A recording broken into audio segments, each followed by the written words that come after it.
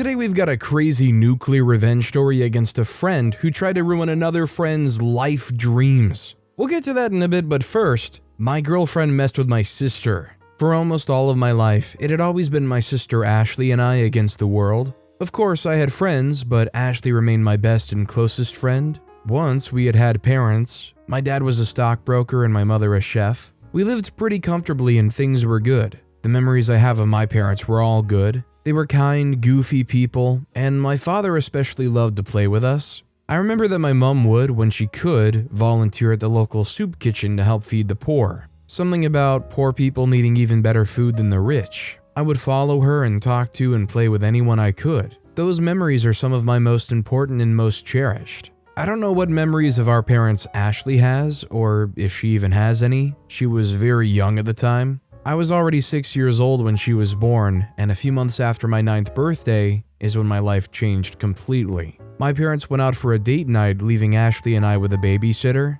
On their way back, a drunk driver in a truck crashed into them going 70 miles an hour. They never really stood a chance. While my sister and I slept, we became orphans. When my parents hadn't gotten home when they said they would, our babysitter started to get worried and called them incessantly. Eventually, an EMT worker picked the call up and told her that my parents had been in an accident. She then decided to stay with us throughout the night and had called my grandparents, who lived in the same town as us, to inform them of the accident.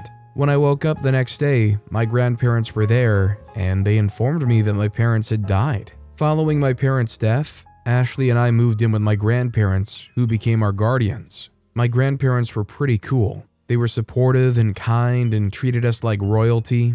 We never really lacked, and they taught us a lot about life. Close as we were to my grandparents, though, my sister and I had a special relationship. We had come to the realization that our grandparents were old and could die at any moment, so we had to be able to depend on each other. We were open about just about everything, and basically almost became one mind. We were so in sync that we could have a whole conversation with just our eyes. This saved us from a lot of trouble. I've always been very protective of my sister. If anyone ever tried to hurt her, they'd have me to contend with. When one of my sister's friends was being mean to her and I heard that she had embarrassed her publicly, I had personally found her older brother, who was in my school, and threatened to dunk his face in the toilet every day of the week if he didn't reel his sister and her antics in. When Ashley had a crush on a guy in her class in the 7th grade, I had stalked him online and scrutinized everything, looking for even the smallest evidence that he was not a good person. It was only when I couldn't find anything wrong with him that I backed off. But it didn't matter because he wasn't even interested in my sister, which I admit made me a little relieved. You get what I'm going at, right? If anyone or anything seemed to be a threat to my sister, I'd be there ready to act. In fact, once I risked my own life for her safety. One Saturday, Ashley and I had decided to go to the cinemas to see a movie.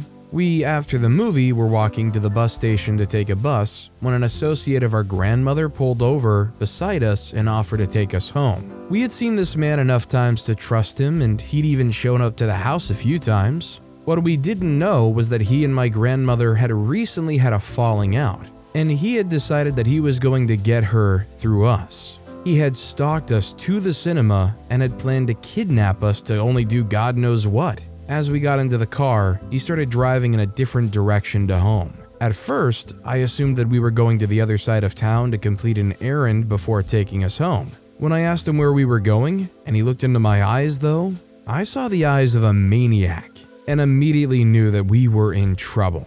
He bound my hands, but for some reason didn't tie Ashley's. He took us into the woods and towards a cabin. When he wasn't paying attention, I whispered to my sister that when I gave the signal, she should run as quietly as she could in the direction that I hoped led back to the road. I told her I'd be right behind her. A few moments later, I gave her the signal and immediately dropped to the ground screaming. It was enough to draw our kidnapper's attention long enough for Ashley to slip away. I noticed her turn back at the last second and look back with a distressed look when she realized I wasn't behind her. I mouthed, "Run," and she turned and continued to run. When the kidnapper realized what had happened, he was really upset. But he seemed even more worried than he was upset. I figured he'd be so angry he could decide to kill me. I was absolutely scared. But the one silver lining was that my sister had managed to escape.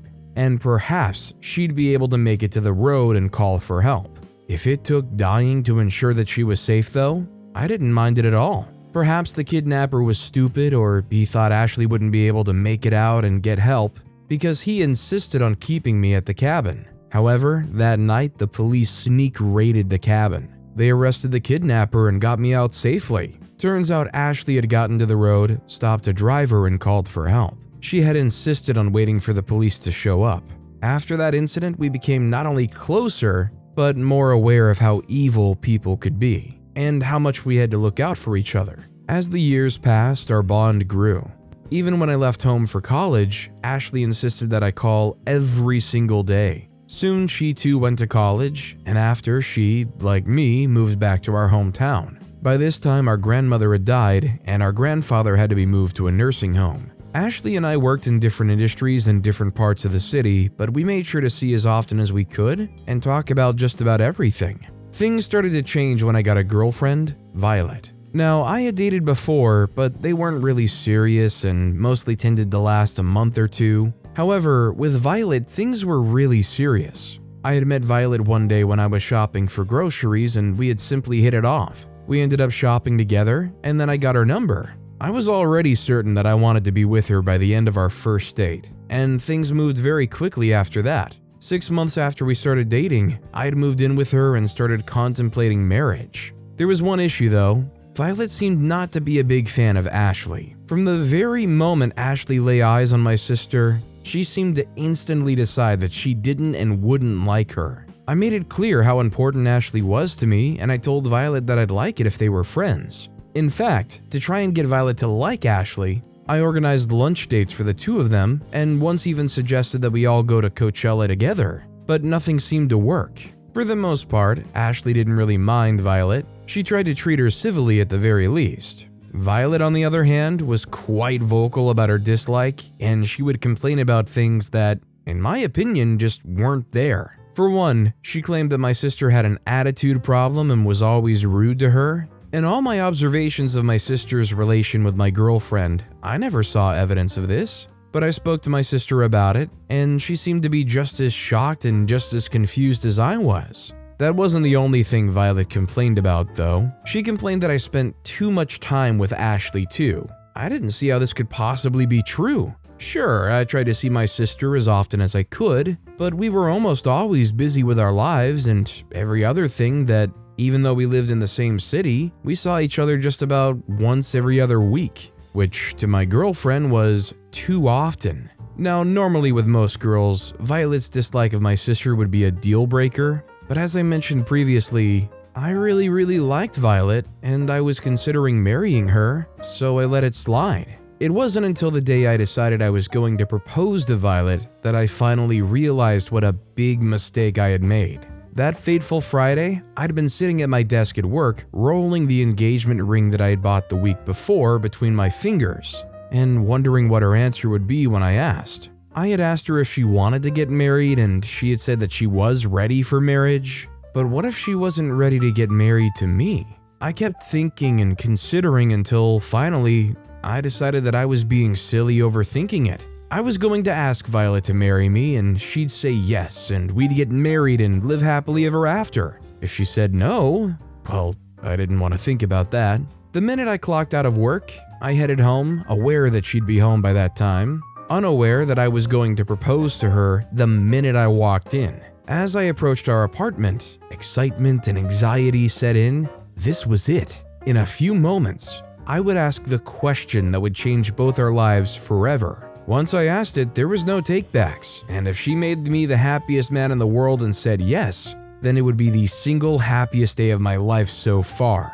As I got close to the door of the apartment though, I heard something quite disturbing. I could hear my sister talking rapidly in that tone she always spoke in when she was upset. I couldn't hear exactly what she said, but I heard Violet respond, "We don't want you. He doesn't need you anymore. Why don't you get that into your thick skull?" I could not believe what I was hearing. Could Violet really be talking to Ashley like that about me? What did she mean? I moved closer to the door, careful not to make a sound. I had to hear what was going on. "Why do you hate me? What have I ever done to you?" I heard Ashley wail. "You're a leech," Violet retorted. "You keep him away from me and I'm sick of it. I don't want you around. Your very presence around either of us makes me sick. Why don't you just get the memo and move on with your life already?" At this point, I was just about ready to barge in.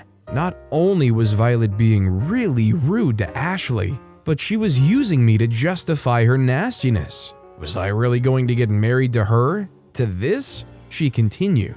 "Robert's going to propose anytime now. I've seen the receipt for the ring. When we get married, I don't ever want to see you around us and our family. Maybe you should get yours." Ugh. At this point, I had had enough. I couldn't keep listening to Violet talk like that. I walked in. Both women seemed shocked to see me. I stared at Violet for a while and then at Ashley. Ashley seemed quite upset, but there was a lot of sadness in her eyes too. Violet's words had definitely gotten to her. I walked up to Violet, pulled out the engagement ring in my pocket. When she saw it, she gave a little gasp. When I got right in front of her, I went down on one knee and looked into her eyes. She was starting to tear up, and so was I. When I spoke though, it wasn't what she was expecting me to say. "No," I said firmly. "No," I repeated and got up. I put the ring back in my pocket and walked away from her into my room to pack my things. As I passed by Ashley on my way, I saw her give a smug smile. I broke up with Violet and moved in with my sister for a while till I got a new place for myself. Violet tried to explain herself many times, even showing up to my workplace once, but I refused to even talk to her. I blocked her everywhere and ignored her whenever I saw her. I loved her very much, but I cannot tolerate anyone treating my sister like that, even if that person was the one woman I wanted to marry. I heard later that she'd been so distraught by our breakup that she had had a breakdown in public, and she had to be sedated and hospitalized. I almost caved and went to see her, but I decided that she wasn't going to suddenly change overnight. If I got back together with her, I was only going to experience an even worse heartache. This was definitely a great display, and imagine all of that secret parading around trying to treat people around OP badly, all of that being revealed and finally showing your true colors, knowing that you just lost OP and everything good that OP brought with them. I hope Violet's heart was shattered because honestly, they kind of deserve it. Our next story is, "My friend tried to end my dream." "So this is how it all ends, huh, Jonathan?" Drake asked. He knew I hated being called Jonathan. He also knew that standing at the door, blocking my way out, was perhaps not the wisest thing to do. He was trying to irritate me. It almost worked. The only thing that kept me in check was the knowledge that I had won. I had bested him and taken something from him that he couldn't get back.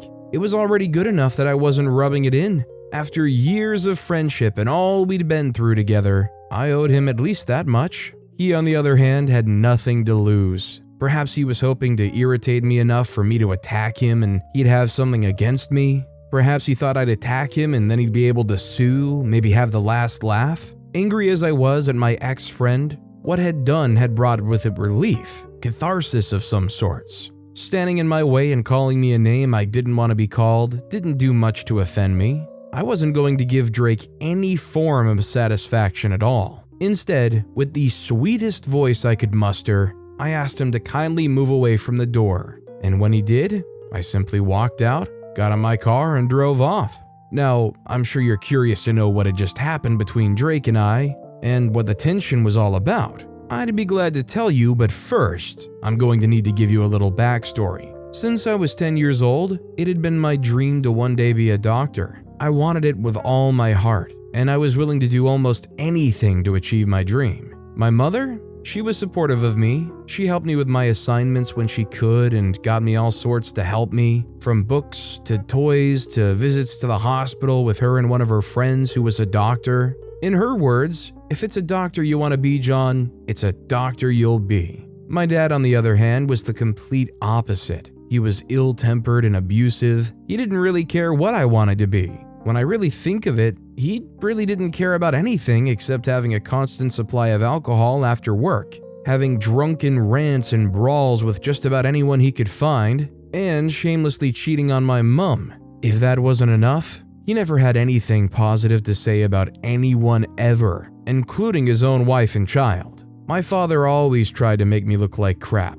he'd actually sit me down and say all sorts of things about me. He'd always call me Jonathan. His favorite? He'd always call me Jonathan while he did it, and it made me hate the name so much. You see why Drake thought he'd trigger me by calling me that? My father's favorite thing to tell me? Telling me that I wouldn't amount to anything and I'd just be another useless and never do well. Imagine having to hear horrible things like this from your own father all the time. It made me feel awful, but at the same time, made me want to make something of myself. To be someone of value to my community and prove him wrong. The way I envisioned it, when I finally became successful, I'd rub it in my father's face as often as I could, regardless of what condition he was in or what people thought about it. I asked my mom a few times why she didn't just leave him and start over on her own, but my mom believed that God would heal my father's heart one day and he'd go back to being the warm, charming man she had met and fallen in love with. I wish I could say that my mom's wish came true. I, on the other hand, had to contend with my dad's issues, along with all the other things I had to worry about as a normal high school student.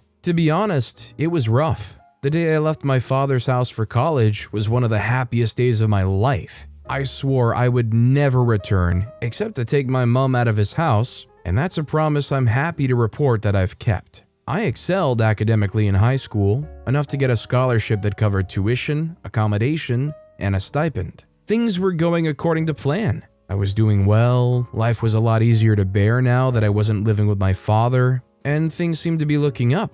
Never mind how stressful school was.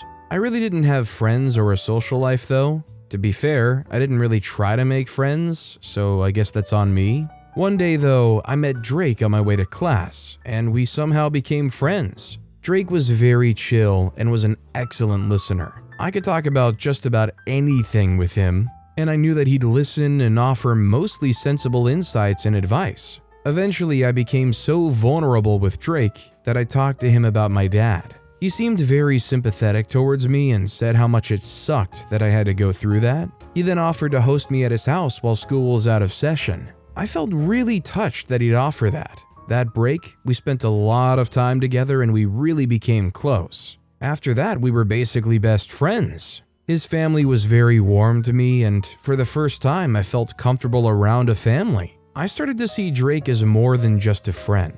I started to see him as my brother. He talked to me about his dream to work at NASA as one mission control. We decided to help each other in our goals as much as we could. I felt really glad that I had someone I could depend on, and for the next 2 years, things were great between us. The rift between Jake and I came in the form of a beautiful woman named Grace. We had met Grace at a party Drake had almost literally had to drag me to. The moment I saw Grace, I was gone.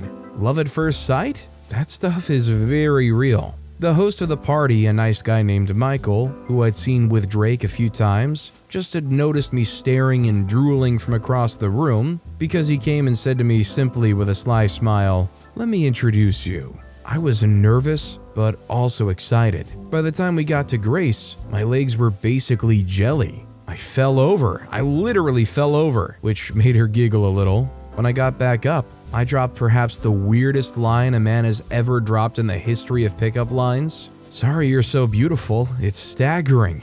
Get it? Because I staggered and fell? The moment the words came out of my mouth, I regretted them. I expected her to roll her eyes and turn away from me. She did quite the opposite and laughed. It turns out Michael didn't have to do much introducing. We hit it off instantly, and the rest of the night we spent talking. At some point in time, she asked if she could kiss me, and I said yes. She seemed to be very into me, which was a relief for me because I could already imagine us being together forever. She was perfect, smart, goofy, driven, and a big fan of rock and roll. We left before the party ended and I walked to her dorm.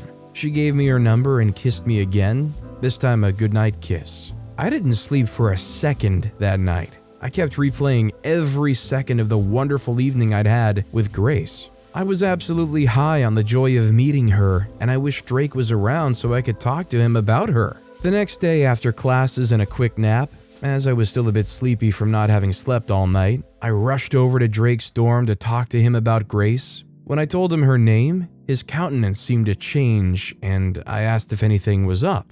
He admitted that he had a bit of a crush on her and hadn't talked to her about it yet.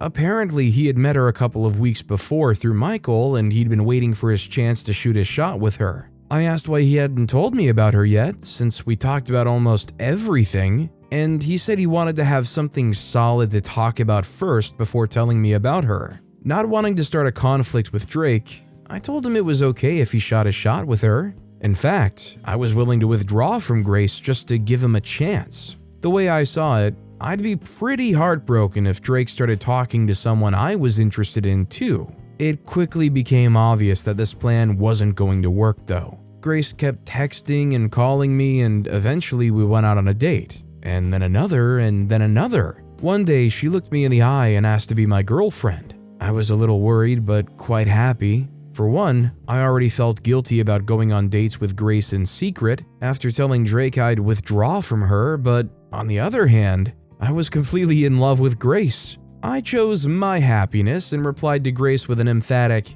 "Took you long enough." After that, it was impossible to keep my relationship with Grace a secret from Drake. So I prepped myself and broke the news to him. He was upset, which was understandable. I expected that it would take him some time to process and accept my relationship with Grace. I kept trying to talk to him, but he avoided me almost completely. It got so bad, I had to call his dad to intervene. Even that didn't work. In fact, it made things worse as he blocked me. I was still trying to find a way to patch things up with him when one day I was summoned to face a disciplinary panel on allegations of malpractice. The panel claimed that they had received an anonymous tip that I was involved in hacking into one of my professor's computers to extract test questions. The police got involved and my laptop got collected in order to search it for evidence. The panel decided that while investigation was ongoing, I was to be suspended. This absolutely broke me. Not only was I fighting to try to get back in my best friend's good books,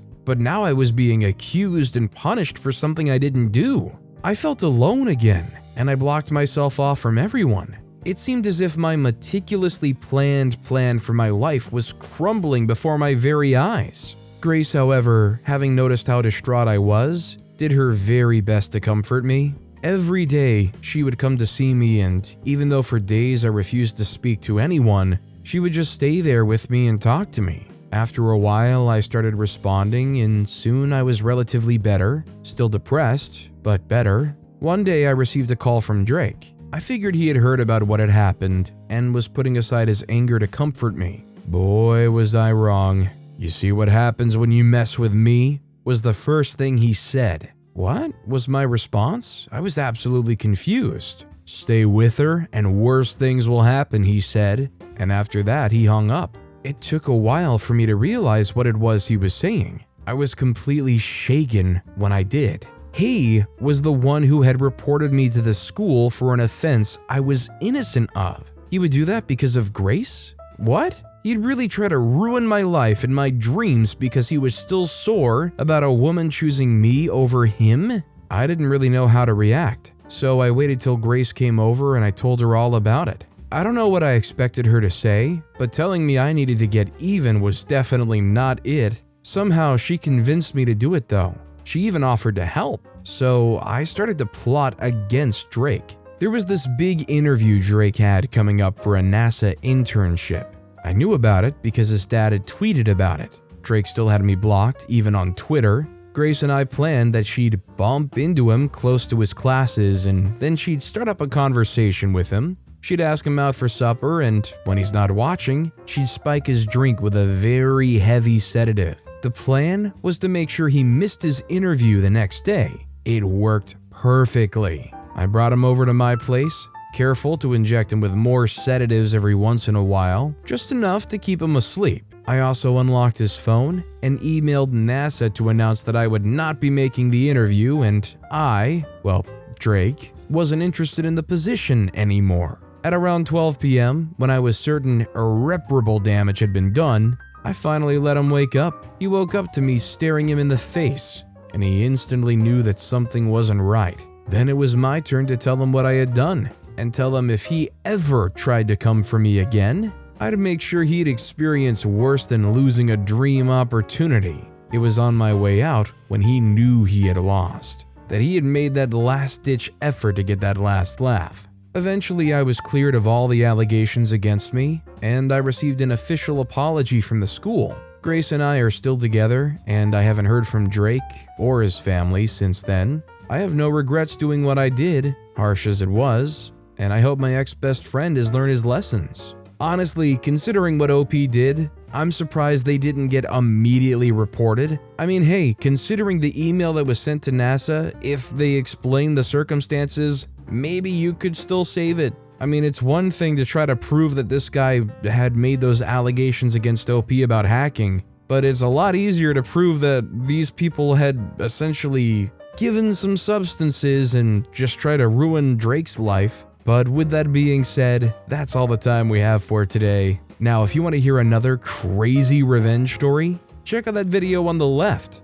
Or if you missed my latest video, check out that video on the right. That said, I'll see you all next time with some more stories.